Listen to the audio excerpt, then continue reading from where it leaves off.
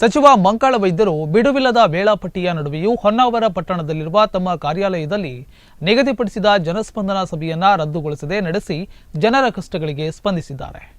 ಮೀನುಗಾರಿಕೆ, ಬಂದರು ಮತ್ತು ಒಳನಾಡು ಜಲಸಾರಿಗೆ ಮತ್ತು ಉತ್ತರ ಕನ್ನಡ ಜಿಲ್ಲಾ ಉಸ್ತುವಾರಿ ಸಚಿವರಾದ ಮಂಕಾಳ ವೈದ್ಯರು ಹೊನ್ನಾವರ ಪಟ್ಟಣದ ತಮ್ಮ ಕಾರ್ಯಾಲಯದಲ್ಲಿ ಜನಸ್ಪಂದನ ಸಭೆ ನಡೆಸಿದರು.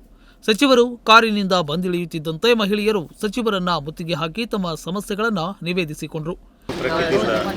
ಮಂದಾರದಲ್ಲಿ ಸರ್ 50-60 ವರ್ಷದಿಂದ ಅವರು ವ್ಯವಸಾಯ ಮಾಡ್ಕೊಂಡು ಬರ್ತಾ ಇದ್ದಾರೆ. ಕಟ್ಕೊಟ್ಟು ಬಂದಿದ್ದಾರೆ.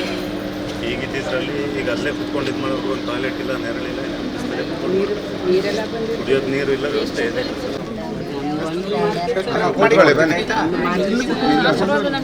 ಮಾಡ್ಕೊಡ್ತೀನಿ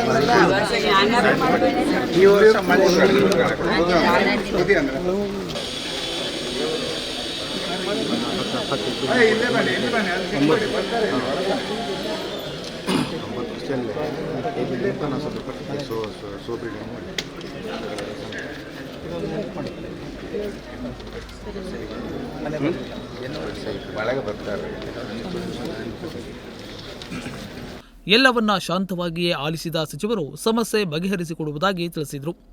ಸಚಿವರು ಇಂದು ಶಿರಸಿಯಲ್ಲಿ ನಡೆಯಬೇಕಿದ್ದ ತಾಲೂಕಿನ ಅರ್ಹ ಫಲಾನುಭವಿಗಳಿಗೆ ಬಗರ್ ಹುಕುಂ ಸಾಗುವಾಳಿ ಚೀಟಿ, ಪಹಣಿ ಪತ್ರಿಕೆ, ಪೋಡಿ ದಾಖಲೆ ಹಾಗೂ ಕಂದಾಯ ಗ್ರಾಮಗಳ ಹಕ್ಕುಪತ್ರ ನೀಡುವ ಕಾರ್ಯಕ್ರಮದಲ್ಲಿ ಪಾಲ್ಗೊಳ್ಳಬೇಕಿತ್ತು. ಕಂದಾಯ ಸಚಿವ ಕೃಷ್ಣ ಬೈರೇಗೌಡರು ಕೂಡ ಶಿರಸಿಗೆ ಆಗಮಿಸಿದ್ರು.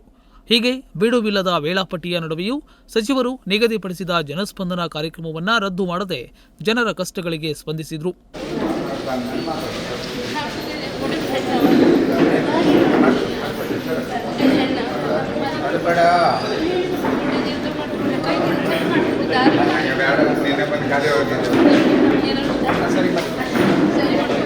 ಸರಿ ಮಾಡಿ ಕೊಡ್ತೀನಿ.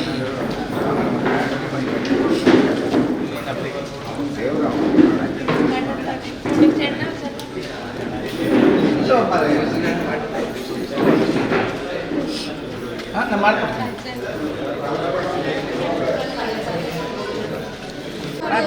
ಊರ್ಲವರು ಅರ್ಜಿ ಅಮ್ಮ ಬೇಡ ಬೇರೆ ಸರ್ ಸ್ವಲ್ಪ ಮಾಡಿದ್ರು ಸರ್.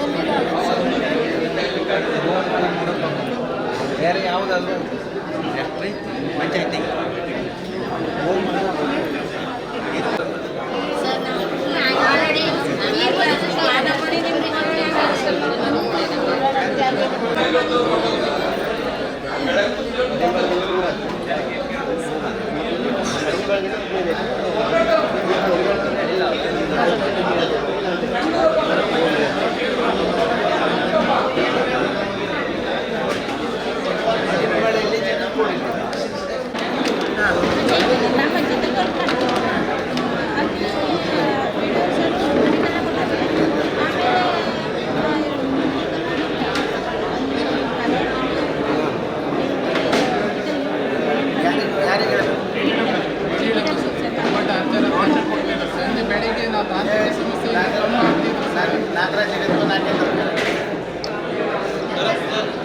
ಜನಸ್ಪಂದನ ಸಭೆ ಉದ್ಘಾಟಿಸಿ ಮಾತನಾಡಿದ ಸಚಿವರು, ರಾಜ್ಯ, ಜಿಲ್ಲೆಯ ಅಭಿವೃದ್ಧಿಯ ಗುರಿ ನನ್ನ ಮೇಲೆ ಇದ್ದರೂ ನನ್ನನ್ನು ಶಾಸಕನಾಗಿ ಮಾಡಿದ, ಮಂತ್ರಿಯಾಗಲು ಕಾರಣೀಕರ್ತರಾದ ನನ್ನ ಕ್ಷೇತ್ರದ ಅಭಿವೃದ್ಧಿಯನ್ನ ನಾನು ನಿರ್ಲಕ್ಷಿಸಲಾರೆ ಎಂದು ಹೇಳಿದರು.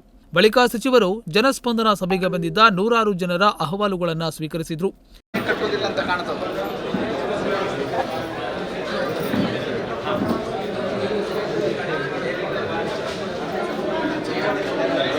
ಬೇಕಲ್ಲಿ ನಾನು ಕೊಡ್ಲ ಕಟ್ಕಂತೆ ಆಯ್ತು.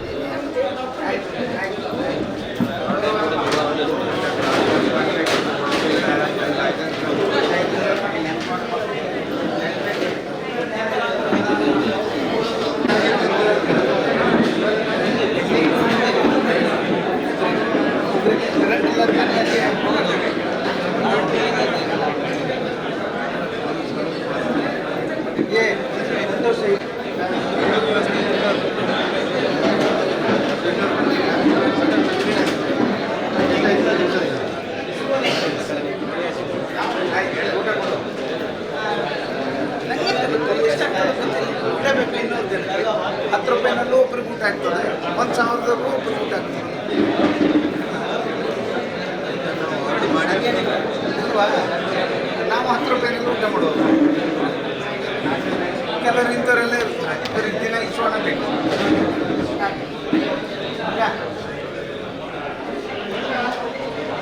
ಈ ವೇಳೆ ಕೆಲವರ ಸಮಸ್ಯೆಗಳಿಗೆ ಸ್ಥಳದಲ್ಲೇ ಪರಿಹಾರ ಒದಗಿಸಿಕೊಟ್ರೆ ಇನ್ನು ಕೆಲವರ ಸಮಸ್ಯೆಗಳನ್ನು ಆಯಾ ಇಲಾಖೆ ಅಧಿಕಾರಿಗಳಿಗೆ ಕರೆ ಮಾಡಿ ಕೆಲಸ ಮಾಡಿಕೊಡುವಂತೆ ತಾಕೀತು ಮಾಡಿದ್ರು. ಉಳಿದವರ ಸಮಸ್ಯೆಗಳನ್ನು ಶೀಘ್ರದಲ್ಲೇ ಪರಿಹಾರ ಮಾಡಿಕೊಡುವುದಾಗಿ ತಿಳಿಸಿದರು. ಈ ವೇಳೆ ಸಚಿವರ ಪುತ್ರಿ ಬೀನಾ ವೈದ್ಯ ಸೇರಿದಂತೆ ಕಾಂಗ್ರೆಸ್ ಕಾರ್ಯಕರ್ತರು ಮತ್ತು ಅಹವಾಲು ಸ್ವೀಕರಿಸಲು ಬಂದಿದ್ದ ನೂರಾರು ಸಾರ್ವಜನಿಕರು ಉಪಸ್ಥಿತರಿದ್ದರು.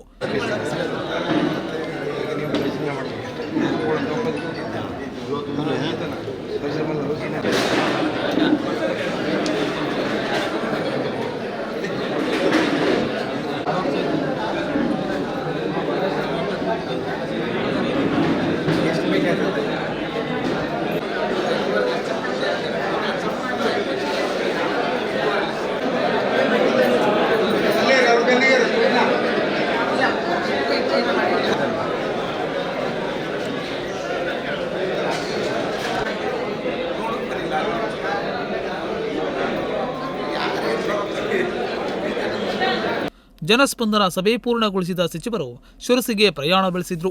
ವೀರೇಶ್ ಜೊತೆಗೆ ವಿಶ್ವ, ನುಡಿಸಿರಿ ನ್ಯೂಸ್, ಹೊನ್ನಾವರ.